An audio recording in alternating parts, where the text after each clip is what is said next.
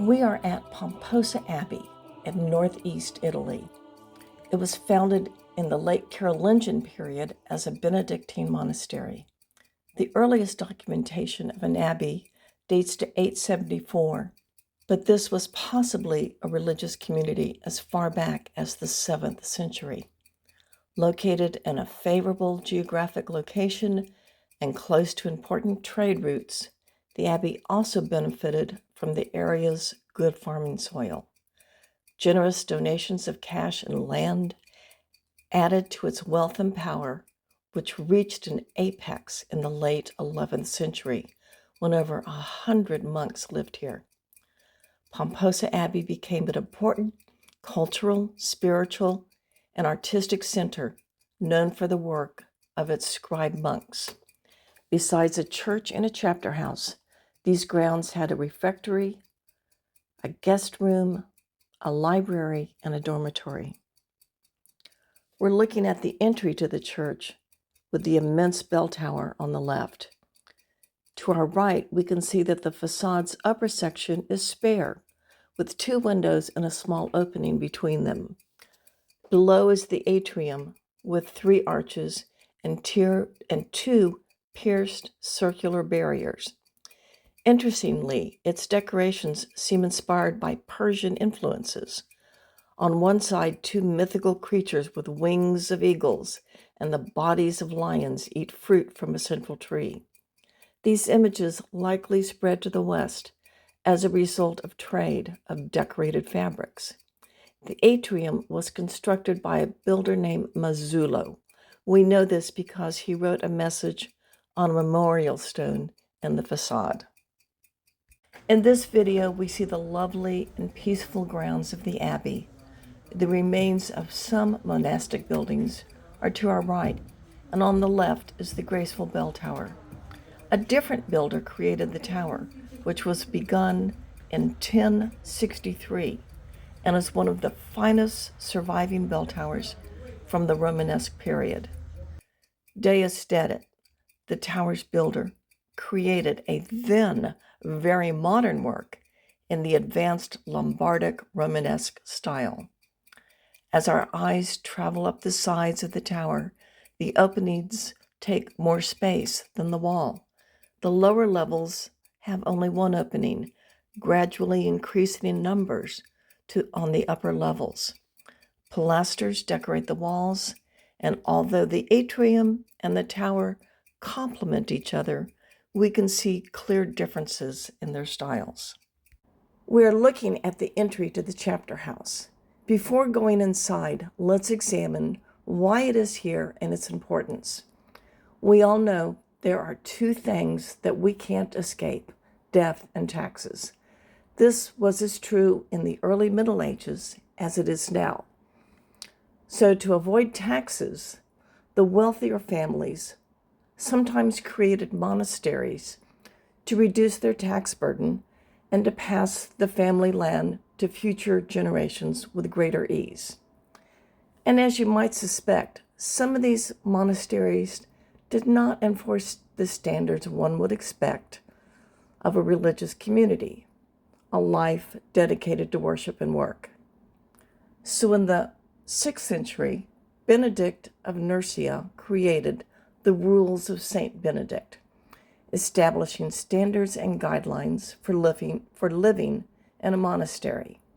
One of the rules was to have a meeting room known to us as a chapter house, and that's what is in front of us. Fortunately for Pomposa Abbey, wise leaders were recruited. One of the most famous leaders of the abbey was Guido.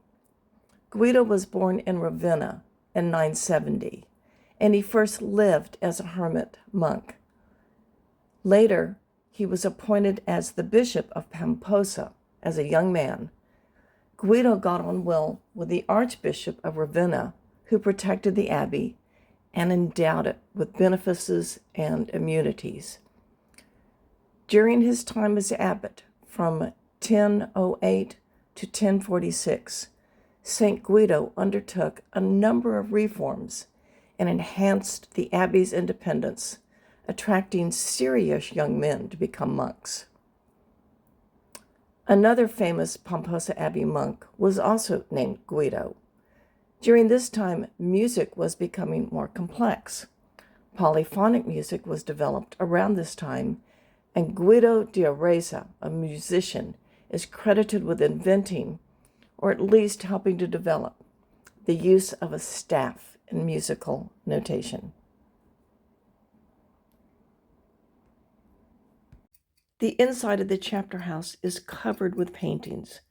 Some of the paintings are quite realistic. Others intentionally look like statues. The first figure with the staff and the halo represents Saint Benedict.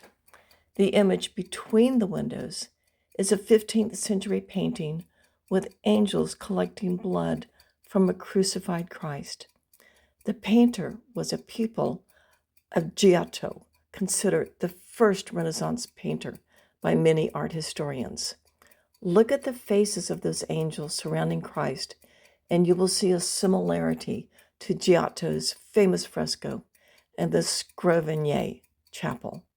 The angels' faces display a genuine sadness, and their garments swirl around realistically. Below, Mary is overcome with grief.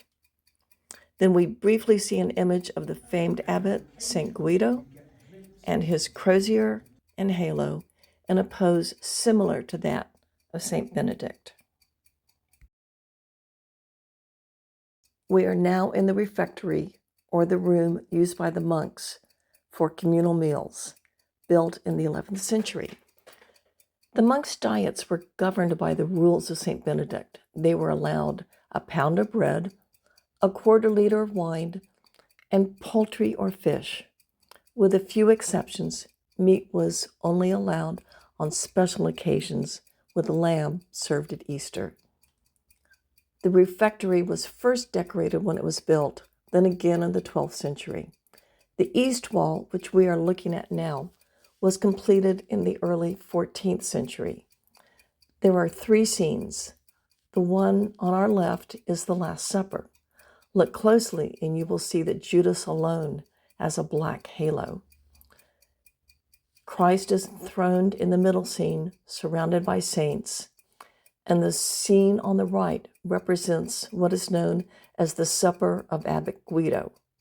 It celebrates his close and productive relationship with the Archbishop of Ravenna. The Archbishop is on the left and Guido is on the right. And according to legend, Guido was turning his benefactor's water into wine. The other walls also have paintings, though not as well preserved. One can barely see some of the figures on the rough plaster. At one point, some of the paintings were removed and others were discovered below them.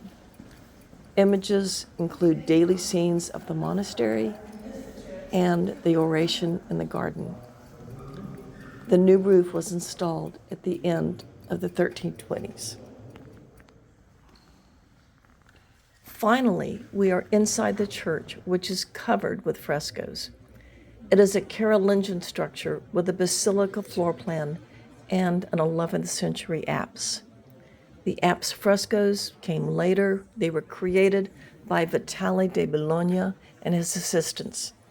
He was a painter of the early Renaissance, and he lived from 1309 to 1360.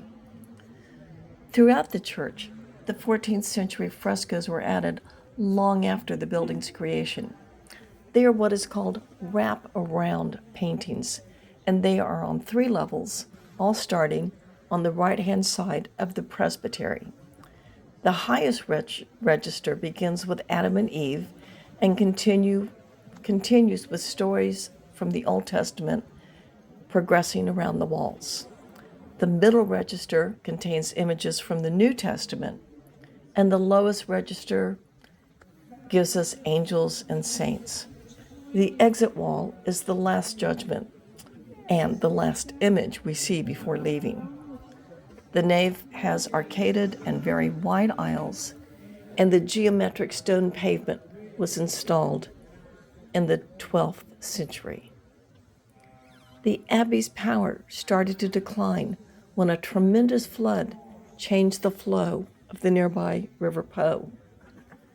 This changed the geographic profile, eventually turning the once fertile lands into marshland. By the 12th century, malaria had affected the local population, and by 1235, only 20 monks remained, and by 1306, there were only 10. Finally, the remaining monks migrated to Ferrara in 1650, along with their works of art, furniture, and their library. The abbey was unoccupied and fell into disrepair until the Italian government acquired it in the 19th century.